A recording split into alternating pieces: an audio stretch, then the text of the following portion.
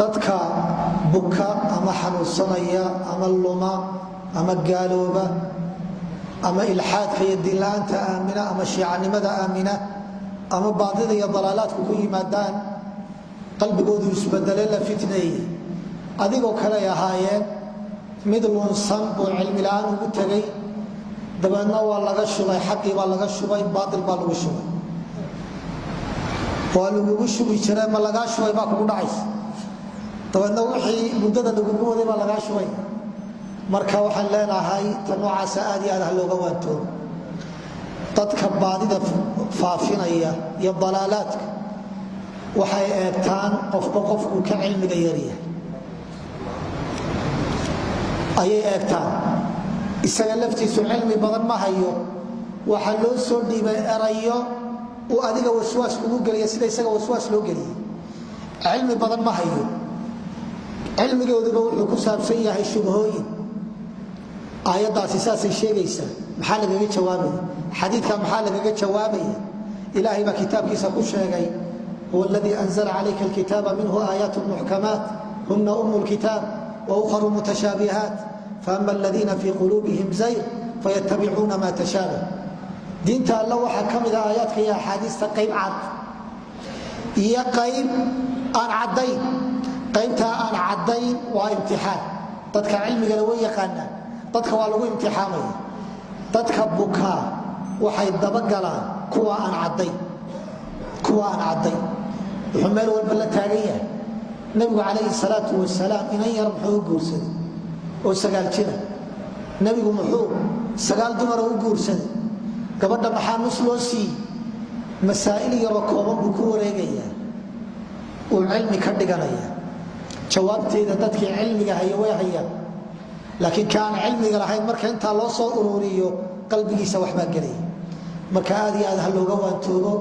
maalmahan waxaa socday baraha bulshada ka socday iyo tifiyada qaar rag soomaaliyeed oo la shiican oo kooxa oo waxa weeye u soo fadhiistay saxaabada inay gaalaysiiyaan abibakar iyo cumar iyagoo ka bilaabay tifiyada af soomaaliga ku soo daynaya soo fadhiisinaya dembi bay ku galayeen waayo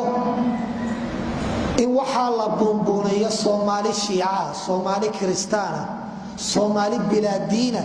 ayaanu la doodaynaa oo la dhegaysanayo oo dadka loo soo daynayo lala fadhiisanayo ictiraaf baa ku jira la ictiraafay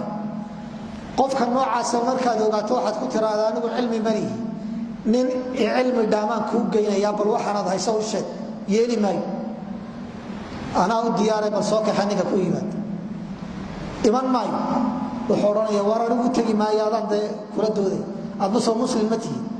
wadaadkan wax badan inaguma dhaama adigu iga dhegayso haddaad doonto adigu soo weydii aduu kuu jeedaa inuu khalkhalku geliyo raggii culimmadii waaweynaaye islaamka ayuuba sikhtiyaani iyo raggii waaweynaa markay ragga noocaasa soo maraan iyadoo xitaa arday la socoto oo la daba guurayo waa shiikh weyn culimmada islaamka ka mida ayaa wadooyinka basra waxaa joojiya nin lunsan dabeedna wuxuu idhaahdaa sheikh hebelow sheikh ayuubow hal aayad iga dhegayso wuxuu idhaahdaa nuus aayadna kaa dhegaysan maayo kelmad iga dhegayso kelmad barhkeedna kaa dhegaysan maayo dahaba da yaha kaa dhegaysan maayo u dhaafa qaar dhagahay ka furaysanayeen cilmina way hayeen markuu xalqadiisa tagay ardaydu ku idhaahdaa oo sheikh ninka waa la yaqaana adiguna cilmi baad leedahay maad ka dhegaysatid wuxuu waxaan ka baqayaa aayad aan weligayba aqaanay inuu si khaldan u macneeyo dabeedna qalbigayga ku dhacda anaaba lafahayga u baqay culimmada islaamka waa weynaa marka qofku inuu iska sahashado iska dhegaysto bal ninka shiicigaa dhegayso maxaa la yidhi waa mulxid tolo mulxidiintu maxay aaminsan yihin kii mulxidkahae loo magacaabay buu baraha bulshada ka baadhay fiidooyadiisu layf u dhegaysanay dee waa qof isagu dabkii qacmihiisa ku doontay marka waxaan leenahay waxyaabaha noocaasa kutubtooda in la akhriyo qorooladooda in la akhriyo kilibyadooda in la dhegaysto waxaasoo dhan qof cilmi ula mooyaane qof kale uma bannaana hadday xaaladdu tahay diintan difaacayaana oo waan soo hanuuninayaana dayaduna kama sii daranba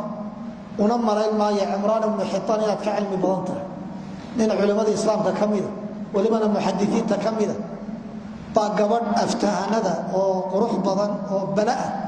oo khaarijiyada muslimka gaalaysiisa ay wili waan guursanay ahlu sunnah baa isugu yimid waxa la gabadhu waa gabadh bidcoolaa ummaday gaalaysiinaysa muslimka iska daa يا كل فتنين وحوار وقف ضمر رسولك يقال ما أنا أهل السنة كدقيم وانسوها نوني هبيك الله أقل قري شمعي ومصابحين إسلاميك هي أراس كي من عين تانو الطابنبا مرادة كورو يجيب خارجي بيكانكت عقيدة دي آمنة وين لمس وحو قاري شرع أهل السنة ولمن علم له وحو قاري علي بن أبي طالب مركي خارجي khawaarijtu ay dileen iyagoo gaalaysiinaya